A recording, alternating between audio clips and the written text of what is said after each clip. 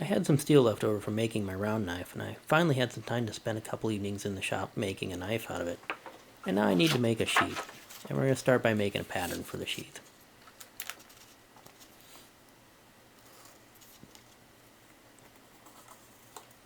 This is my personal favorite type of pattern for making a knife sheath. It's a fold-over style. And it's done by tracing the knife and rolling it over on its spine, and then tracing the other side of it. And that'll give you basically the thickness of it and twice the width.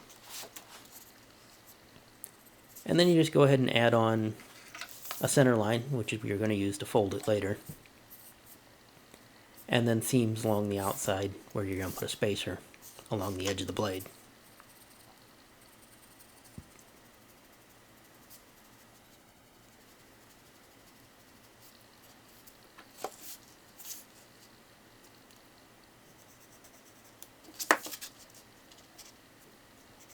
We can also use that same pattern piece later to cut the spacer out.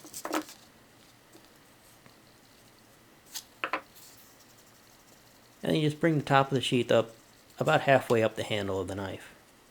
And what actually holds it in the sheath is the friction of the leather pushed down into any grooves on the knife handle there. This doesn't work if you have a knife with a guard that goes out the back of the knife along the spine, but it will work with one if this has a guard on it that goes out just on the blade side. And some odd shaped blades, real wide blades, this style of sheath doesn't work really well.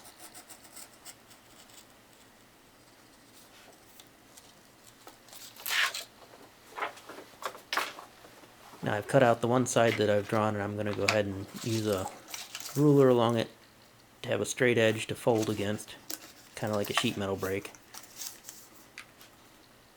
And I'm going to fold it in half and trace the other side, so I've got a symmetrical pattern.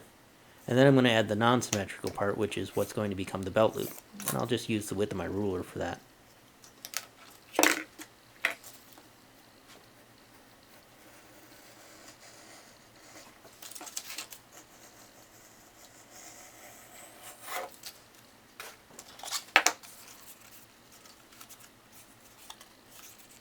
And we just need to figure out how long our belt loop needs to be. About 3 inches down is usually about right. That gives you about 2 inches for a belt, and then a little bit to stow it all together, and some room for slack to let the belt go through there.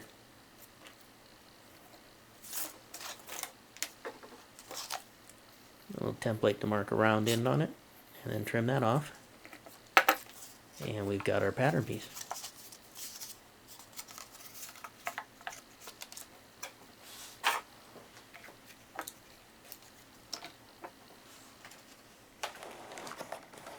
Now I'm going to lay it out on some 6 to 7 ounce leather. 5 to 6, 6 to 7. Depends on the weight of the knife. 6 to 7 is probably a little heavy for this particular one, but it's what I had laying around. I just use a scratch awl whenever I'm marking patterns. It doesn't show up as well on a video, but it doesn't leave marks that you have to try and get rid of later as badly as a pin or something does, because the line's a lot narrower. And like almost everything, I'm going to cut it out with my round knife.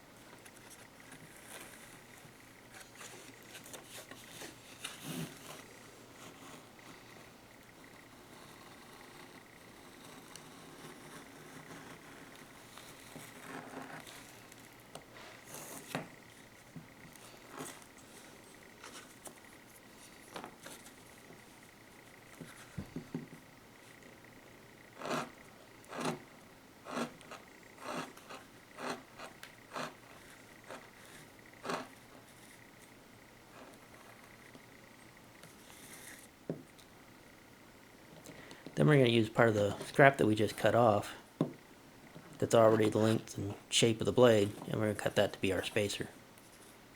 It's a little hard to see what I'm doing here in the video, but I'm using a edge beveler, and a wider edge beveler, to kind of make a rounded point on the end of that where it's going to meet in the fold of the sheath. And then I don't have a gap there. It'll fit into that fold real nice and tight. Then I'm using a piece of about 3-ounce leather to be the liner for this. These sheaths don't necessarily need to be lined, but like most things, it makes it seem like a lot nicer project whenever it's done. A lot more finished if it's got a lined piece in it. You could probably shape the sheath a little tighter to the knife without it being lined. So there are some advantages for not lining it. But the flap that becomes the belt loop probably at least needs to be lined.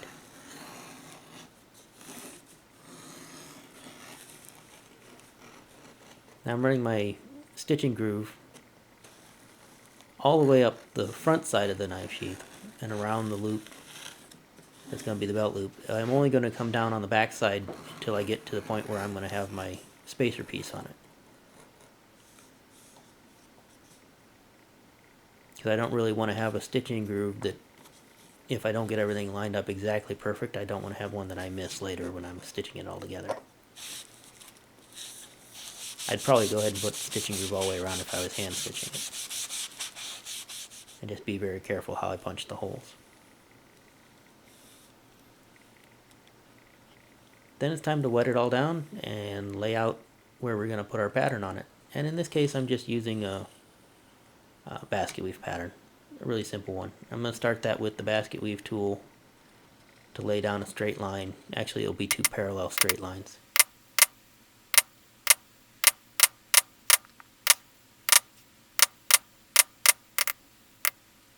And I basically just fill in everything on the front of the knife sheath back to just as it starts to go around the fold.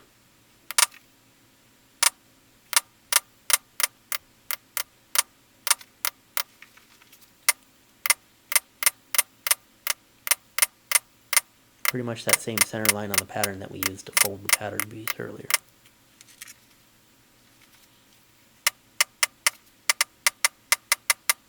And then go around with the border tool.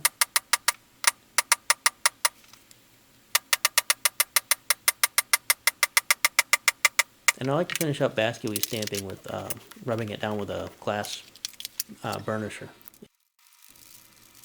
I'm using a medium brown antique stain to finish up and color this knife sheath. It really makes basket weave stand out. And if you go back over it right away after you've put it on with a damp, very slightly damp rag or paper towel, you can kind of wipe off the surface and get some really good contrast on it. Then we're going to glue it all up after I've sprayed it with some spray finish, which I didn't film because it takes like 30 seconds to do. And I also didn't want to get spray finish on my camera lens. That seemed like it would have been a problem.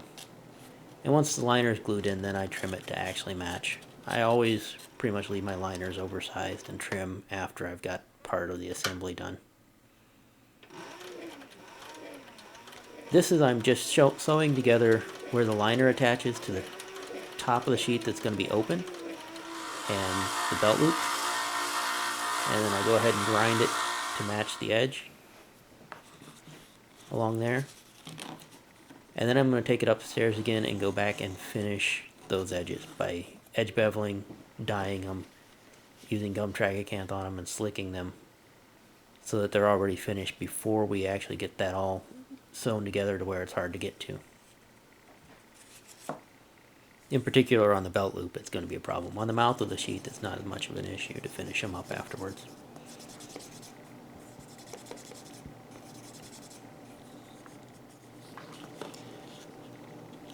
Now I went downstairs and sewn on the belt loop, just a little triangle of stitching. And again, didn't remember to film that. But I'm going to scuff up the lining piece enough where it's going to glue together that it'll stick. Give it a little bit more contact cement, and then glue that spacer piece in there.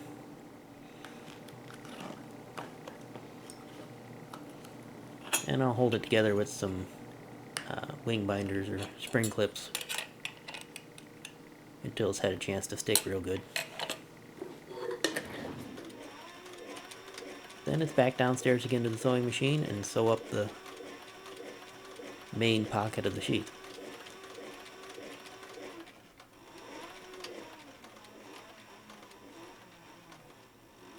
If you're real careful, you can get your stitches to all line up and go through the same holes once they come together and when you backstitch.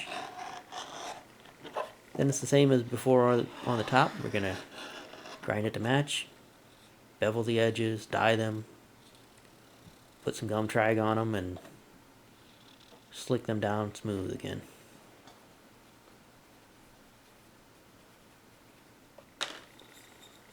I'm using a darker brown dye for the edge. It's a real dark show brown dye.